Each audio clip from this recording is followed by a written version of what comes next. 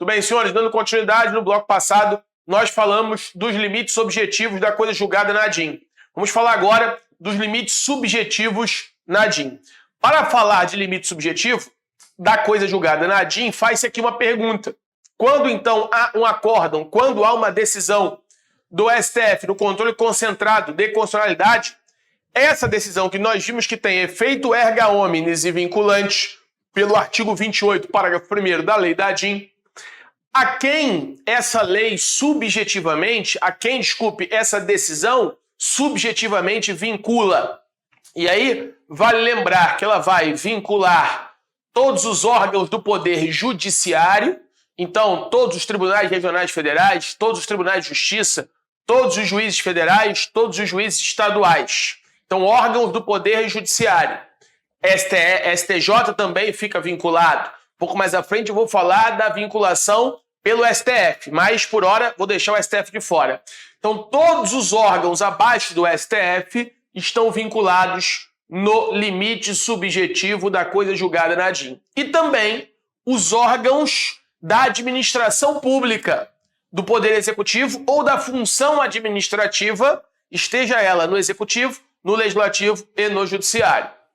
A questão que surge é se o Poder Legislativo, no exercício de função típica, estaria vinculado a essa decisão, que é uma decisão, como vimos, contra todos, vinculante erga omnes. E aqui, senhores, vale a observação.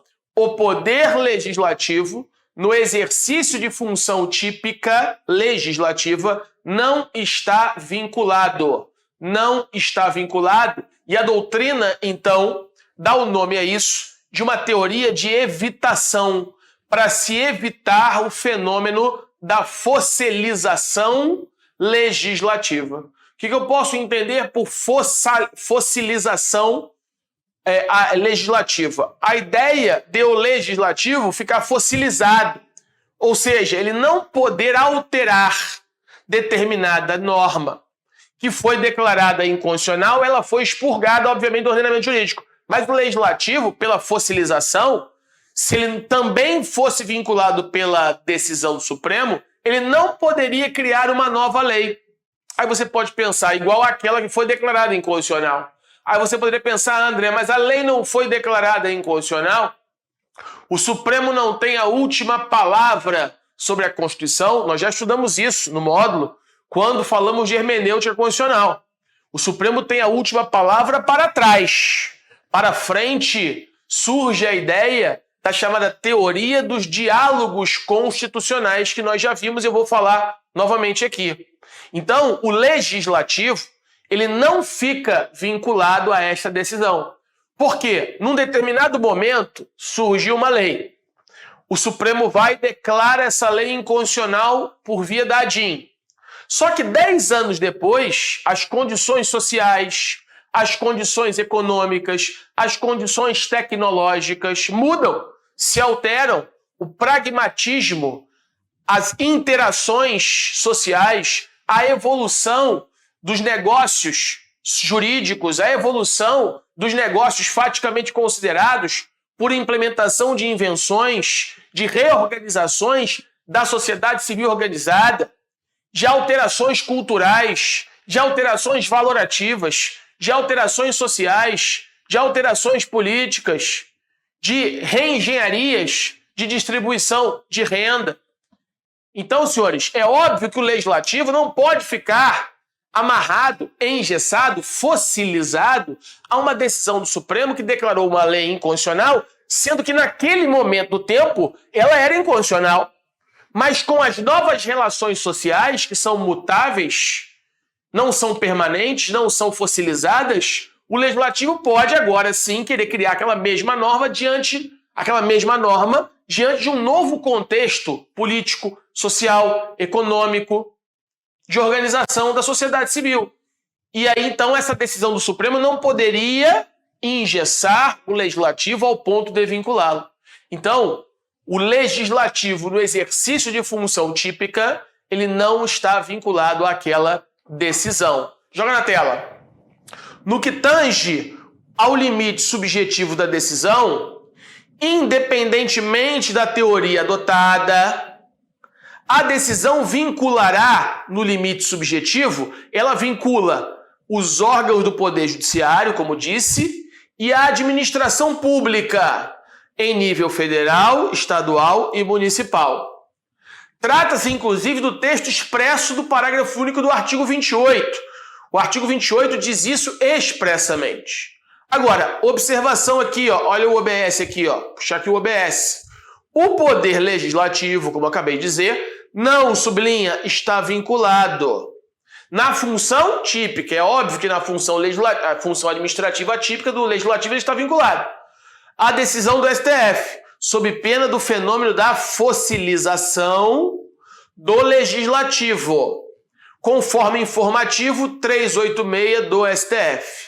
O legislador pode, portanto, elaborar lei com conteúdo idêntico à declarada pelo Supremo como inconstitucional. Esse fenômeno ficou conhecido também como override ou superação legislativa, reação legislativa ou ativismo congressual. Então, na prova de delegado, ele pode pedir para você explicar o que significa o override, ou a superação legislativa, ou a reação legislativa, ou o ativismo congressual. Seria uma ideia de que o legislador não estaria vinculado sob pena de fossilização congressual, fossilização legislativa, a decisões do Supremo, que tem efeito erga omnes e vinculante de acordo com o artigo 28, mas isso não vale para o legislador, que a partir de um novo cenário fático poderia criar a mesma norma, desde que, obviamente, fundamentado para esta decisão. E a gente vai ver daqui a pouco que esse fenômeno de superação legislativa, ele pode vir por meio de lei infraconstitucional ou ele pode vir por meio de emenda à Constituição. E essa superação, esse override por meio de emenda à Constituição vai ter uma consequência. O override por meio de lei infraconstitucional vai ter outra consequência que nós vamos ver daqui a pouco. Então, joga na tela. Tal fenômeno possui íntima ligação com a chamada teoria dos diálogos institucionais. Para alguns autores, teoria dos diálogos constitucionais, desenvolvida no Brasil pelo professor Conrado Mendes. A referida teoria, faltou separar aqui, ó, a referida teoria trabalha com uma tensão entre o poder judiciário e o poder legislativo, na tarefa de construção da legitimidade democrática no âmbito da jurisdição constitucional. Então, por que tensão, né? Porque, ora, aqui vai se discutir justamente isso. Quem tem a última palavra? Ninguém, na verdade, tem a última palavra. Por que ninguém teria a última palavra? Porque o legislador pode criar uma lei, o Supremo entende que é constitucional, que é inconstitucional, declara inconstitucional, expurga a lei do ordenamento jurídico. O que o legislador pode fazer? Recriar a mesma lei. O Supremo vai declarar inconstitucional. Até que o legislador recria a nova lei. Até quando? Até que haja um acordo entre eles. Um acordo na medida que um ajustamento político, numa releitura daquele fenômeno que está acontecendo, permitindo entre os poderes o surgimento do diálogo constitucional. Teoria dos diálogos institucionais entre a Casa Legislativa e a Casa e o órgão jurisdicional, em última instância, o guardião da Constituição, o STF, para que eles pudessem, então, analisar que aquele fenômeno estaria ocorrendo e, dialogando institucionalmente, trazer uma solução, ainda que não imutável, para aquela situação. Então, joga na tela. Na ação direta de inconstitucionalidade, 5105 é o paradigma, foi reconhecida a teoria dos diálogos constitucionais. E aí eu sugiro que você imprima e coloque no seu material. E leia, né? Trata-se da ideia de que a decisão do STF não encerra a questão. Aquilo que eu falei em aulas passadas, né? Quem é que tem a última palavra? A última palavra para frente não é do Supremo. A última palavra para frente está indicada pela teoria dos diálogos institucionais. Então, ou seja, da fragilidade do dogma de que o STF dá a última palavra. O STF dá a última palavra para trás, mas para frente surge a ideia da teoria dos diálogos constitucionais. Joga na tela. De acordo com Conrado Mendes, o STF teria a última palavra provisória ou para trás, rompendo a clássica perspectiva da separação estanque de poderes. A separação estanque de poderes, ela não é, obviamente, ela não deveria ser assim lida, né? Por isso que rompem-se com essa ideia de que ao judiciário cabe sempre a última palavra. Só que o judiciário, as suas decisões não vinculam, e o Congresso poderia reeditar aquela lei idêntica à anterior, num novo contexto fático, num novo contexto social, num novo contexto econômico, num novo contexto político. Tudo bem? Tranquilo? Joga na tela. O ministro Fux desenvolveu um standard. O que é um standard? Standards é um precedente, é um modelo, né? Para aplicação de tal teoria. Então, como é que é esse standard que ficou conhecido nessa ADIM, que é a ADIM, como você pode ver aqui, 5105. Volta aqui para mim para eu falar do standard, para a gente avançar. Ora, vamos imaginar que tenha sido feita uma lei, o Supremo declara inconstitucional. O legislador, algum tempo depois, ele reedita aquela lei. Nós sabemos que essa reedição desse ato normativo pode ser por via de uma lei infraconstitucional ou pode ser por via da emenda à Constituição. Ambos são espécies normativas, inclusive do artigo 59 da Carta Política. Muito bem. Nós sabemos que, pelo menos em tese, a lei tem presunção de constitucionalidade. Nós já vimos isso quando estudamos os princípios constitucionais. Só que aí vem o detalhe, aqui está a diferença. Se o override for por meio de lei infraconstitucional, esta lei ela vai surgir no ordenamento jurídico com presunção, cuidado agora, com presunção de inconstitucionalidade. Então vou repetir. Se numa manobra de override eu faço surgir uma nova lei, o Congresso Nacional, lei esta idêntica a uma lei anterior que o Supremo declarou inconstitucional em sede de ADIM, essa lei pode surgir no ordenamento? Pode. Porque, como eu acabei de dizer, o efeito vinculante no seu aspecto subjetivo da coisa julgada não vincula o poder legislativo. Só que essa lei, como ela é infraconstitucional, ela surge com presunção de inconstitucionalidade. Não seria assim. Se ela não tivesse sido objeto de ADIM, ela surgiria, você sabe, já falamos isso, com presunção de constitucionalidade. Mas aqui nessa ideia é que ela, então o standard citado pelo Fux é que ela surge com presunção de inconstitucionalidade. E aí então, o que muda, né? O que muda? Que agora a Casa Legislativa vai ter o ônus argumentativo de pragmaticamente, no caso concreto, comprovar por que ela é inconstitucional. Por que ela, é constitucional. Porque a sua presunção não é mais de inconstitucionalidade. A presunção não é mais de constitucionalidade, a presunção é de inconstitucionalidade. Então a Casa Legislativa, vamos supor que seja ajuizada uma ADIM. Como nós vimos, o relator, uma nova ADIM sobre esta nova lei que acabara de ser declarada inconstitucional. O relator, então, intima a Casa Legislativa para prestar esclarecimento sobre aquela ADIM. A Casa Legislativa vai ter um ônus argumentativo de dissuadir e explicar ao Supremo que ela era inconstitucional, mas agora se tornou constitucional. Então, dizer que ela surge no ordenamento com uma presunção de inconstitucionalidade, o que significa juridicamente isso? Significa dizer que a Casa Legislativa agora passa a ter um ônus argumentativo. Ônus argumentativo de comprovar, quando instada para tal, que aquela norma que foi declarada pelo Supremo inconstitucional expurgada do ordenamento ressurge. Agora, dentro de um novo contexto fático, político, econômico, social, e agora ela seria constitucional. Então ela nasce com presunção de inconstitucionalidade, trazendo para a Casa Legislativa um ônus argumentativo que ela seria, então, devendo à Casa Legislativa fazer esse esforço argumentativo, por isso o ônus argumentativo, de comprovar que ela agora é constitucional. Isso se o override for por meio de lei infraconstitucional. Mas só que o override pode surgir por meio de emenda. Então vamos imaginar o seguinte, vamos imaginar que eu tenho uma lei que verse sobre um determinado tema. Essa lei ela permite um determinado estado da federação uma prática chamada de prática da vaquejada. E aí é ajuizado uma ADIM dizendo que essa lei violaria o respeito aos animais, porque seria isso maus tratos aos animais, e violaria, então, a Constituição. Ora, esses animais, então, numa prática de vaquejada, o Supremo declara por ADIM essa lei de um determinado estado inconstitucional. Aí vem o legislador, recria essa lei. Então fez um override por meio de lei infraconstitucional. E essa lei infraconstitucional nasce com presunção de inconstitucionalidade.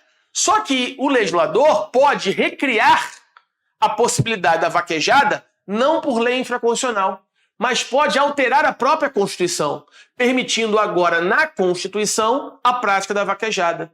Significa dizer que o overriding não foi feito por lei infraconstitucional. O overriding foi feito pela via da emenda à Constituição. Então, se o overriding foi feito por via da emenda à Constituição, essa norma agora, constitucional, ela nasce com presunção de constitucionalidade. E como nós já vimos também em aulas anteriores, uma emenda pode ser objeto de ADIM, porque ela é fruto do poder constituinte derivado reformador, mas desde que ela venha violar cláusula pétrea. Então note, quando o overriding é feito por emenda, diferentemente do override feito por lei infraconstitucional, em que a lei nasce com presunção de inconstitucionalidade e cabe ao Poder Legislativo o ônus argumentativo de comprovar que naquele caso ela é constitucional, se o override for feito por meio de emenda, aí ela nasce com presunção de constitucionalidade. E uma emenda, para ser declarada inconstitucional, só se ela violar cláusula pétrea. Note que aí fica mais difícil declarar essa norma inconstitucional, porque o legislador, numa manobra de ativismo congressual, override, superação, ele agora altera e não traz mais por lei infraconstitucional, ele traz pela própria emenda à Constituição. Tudo bem isso? Tranquilo? Então é isso que ficou decidido nessa ADIM. Vamos lá, olha só. Olha o que está na tela. Se o override é feito por meio de lei ordinária, ela nasce com presunção de inconstitucionalidade. Foi o que eu acabei de falar com você. Neste caso, o legislador terá, sublinha, um ônus argumentativo para demonstrar as razões pelas quais a lei é constitucional. Em outras palavras, é preciso demonstrar as mudanças no campo fático, jurídico, econômico, social, digital, que a tornaram constitucional, se confrontada com a decisão proferida pelo STF, na medida que o STF teria acabado de declarar essa norma inconstitucional e o legislador recriou, mas recriou por via de lei infraconstitucional. Então ela surge com presunção de inconstitucionalidade, cabendo à Casa Legislativa o ônus argumentativo de comprovar que ela, por alteração fático-jurídica, não é inconstitucional. Deixou de ser inconstitucional. Tudo bem até aí? Tranquilo? Isso é quando o override é feito por lei infraconstitucional. Só que essa matéria pode ser introduzida por emenda. E aí o override é feito não mais por lei infraconstitucional, mas por emenda. Aí a presunção agora é de constitucionalidade. E isso aconteceu, senhores, num caso concreto que foi esse que eu citei. Havia aqui, ó, olha o exemplo fático, que você pode citar por examinador numa prova oral, por exemplo. Se ele vier, obviamente, com esse tipo de análise na sua questão de prova, ele quer que você enfrente essa questão aqui, ó, na tela. Exemplo prático. ADIM 4983. Também aconselho que você imprima e coloque no seu material. O STF reconheceu a inconstitucionalidade da lei 15.299 do Estado de Ceará, que regulamentava a vaquejada como prática desportiva e cultural do Estado. E aí o Supremo declarou essa lei inconstitucional por violação aos direitos dos animais e violação da própria Constituição. Por tal razão, o Congresso Nacional editou, posteriormente, emenda à Constituição, que foi a emenda 96 de 2017, o que lhe confere presunção de constitucionalidade, segundo os standards criado pelo ministro Fux, supracitado na ADIM 5.000, nesta ADIM aqui na ADIM 5.105. Então, senhores, volta aqui para mim. O que aconteceu nesse caso na emenda constitucional 96 da vaquejada? Houve ativismo congressual, houve superação, houve override. Só que agora não foi feito o override por lei infraconstitucional, mas foi feito por emenda. E quando é feito por emenda, essa emenda nasce com presunção de constitucionalidade e é obviamente mais difícil de expurgá-la do ordenamento jurídico numa nova ADIM. Até é possível, porque a gente sabe que a ADIM pode ter como objeto emenda à Constituição, nós já vimos isso em aulas passadas. Mas agora a presunção não é mais de inconstitucionalidade. O ônus argumentativo deixa de ser da Casa Legislativa e passa a ser daquele que ajuiza a ADIM, do legitimado. Ok? Tranquilo? Então, joga na tela. Se, porém, introduzida por legislação ordinária, a lei frontalmente colidir com a jurisprudência da Corte, nasce, a meu sentir, com presunção de inconstitucionalidade. Já falei isso. De sorte caberá ao legislador o ônus de demonstrar argumentativamente que a correção do precedente se afigura legítima. Ademais, se o Congresso Nacional lançar novos fundamentos, a comprovar que as premissas fático-jurídicas sobre as quais se fundou o posicionamento jurisprudencial foi superado, não mais subsistem. Não se trata em si de um problema, visto que ao assim agir, o Congresso Nacional promoverá a verdadeira hipótese de mutação constitucional pela via legislativa, que se caracteriza de acordo com o escolho do professor e hoje ministro do Supremo, Luiz Roberto Barroso, quando, por ato normativo primário, procurar-se modificar a interpretação que tenha sido dada de alguma forma a uma norma constitucional. E aí, senhores, aqui um trecho retirado do livro do professor Luiz Roberto Barroso, no mesmo sentido. Tudo bem? Tranquilo? Bom, e aqui um resumo para você. Aqui eu tenho o override por meio de lei ordinária. Então a lei nasce com presunção de inconstitucionalidade. Primeiro ponto. Segundo ponto, isso gera que consequência? O ônus argumentativo é do poder legislativo, para que demonstre as modificações fático-jurídicas em relação à decisão proferida pelo STF. Agora, do outro lado, primeiro ponto, se o override é por meio de emenda à Constituição, como foi no caso da vaquejada, ela nasce com presunção de constitucionalidade. E aí não há de se falar, volta para mim, não há nesse caso de se falar em ônus argumentativo. Tudo bem? Tranquilo? O exemplo eu já citei. E continuando ainda aqui, né, uma última questão sobre os efeitos da coisa julgada no campo objetivo e no campo subjetivo, a pergunta que surge é a seguinte: há efeito vinculante em relação ao próprio Supremo? Então o Supremo ficaria vinculado à sua decisão? Óbvio que não, senhores. Se eu não posso fossilizar o poder legislativo, eu também não posso fossilizar o próprio Supremo. Porque as questões fáticas jurídicas, no campo social, no campo econômico, no campo tecnológico, elas se alteram.